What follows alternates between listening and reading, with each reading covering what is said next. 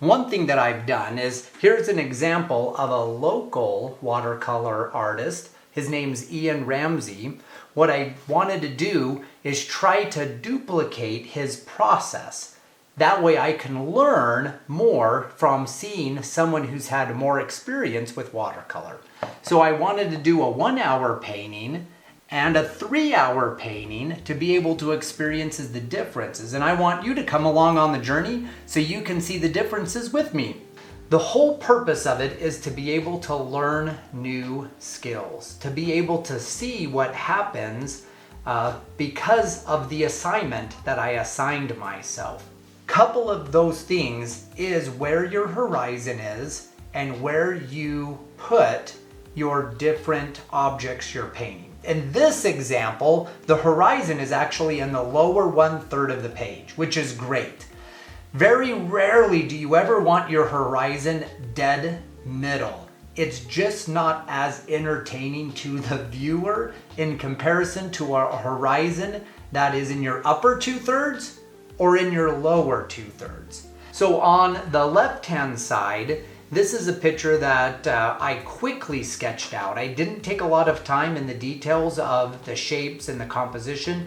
I just tried to quickly throw down the lines of what I was looking in my reference picture. But on the right-hand side, I definitely took more time in preparing the outline. I actually used a ruler and I measured, and I actually also did prepping the white with masking fluid. On the left-hand side, I didn't. With the 1-hour picture, I didn't use any masking fluid. I simply just said, let's just run with it and see what happens. But on the right, I definitely wanted to take the preparation to be able to have a better product at the end. Now, the thoughts that were going through my mind is I wanted to be able to see if I could duplicate the picture that I had from Ian Ramsey, who's a local artist here in Utah. I wanted to be able to see if I could look at his picture and be able to practice the process that I saw, even kind of guess the process that I saw. Most watercolors start with the background first, and you start with lighter colors and you work your way into dark colors, which I'm still following that over process, but I wanted to be able to add on these layers one to another. One of the biggest things I noticed, the differences between the 1-hour painting in comparison to the 3-hour painting, is I spent a lot more time mixing my colors before putting them on the page. In the 1-hour color, you can see in this particular place, I think the blue I'm using here as a shadow behind the barn was just straight from my palette. I didn't take the time to mix it. I didn't take the time to add layers. I just went for as bold as I could go, knowing I had a time restraint. Normally with a watercolor painting, you don't want to just use the pigment straight from your palette right onto your page. Usually it's too brilliant to be able to match natural colors.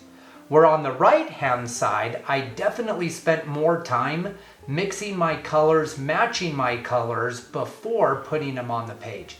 The other big thing I did is I did a lot more layering on the 3-hour painting in comparison to the 1-hour painting. On the 1-hour painting, I was trying to just quickly get the shapes, quickly trying to get the composition done, the different trees and the bushes with one application of paint, rather than on the 3-hour painting trying to do multiple different layers to be able to create that sense of depth in the picture. Here we are about halfway through this exercise. The 1-hour painting, it's about 30 minutes into the process, and on the 3-hour painting, it's about an hour and a half. My editors basically sped up the time to kind of match the process as we're going through. Now, things that I had learned from starting with the 1-hour painting first, going into the 3-hour, for an example, you can see that the barn hasn't yet been completed with the 1-hour painting. I was holding back on it. where I realized that I needed to put the color in for the barn sooner on the 3 hour, just to be able to have it as a good reference tone with the rest of the picture. The other thing here that catches the audience's eye is dead center is a brilliant tree.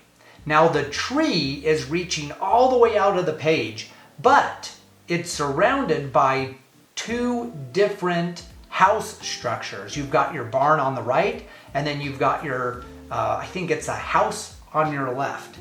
Those things help direct the viewer through your page, so then that way they can basically go through a trip to see what you want them to see overall. The other thing I noticed is the details between the two paintings are definitely different. I definitely spent more time, probably half the amount of time on the details on the 3 hour painting, which truly, I'll tell you a secret here, I actually really enjoyed.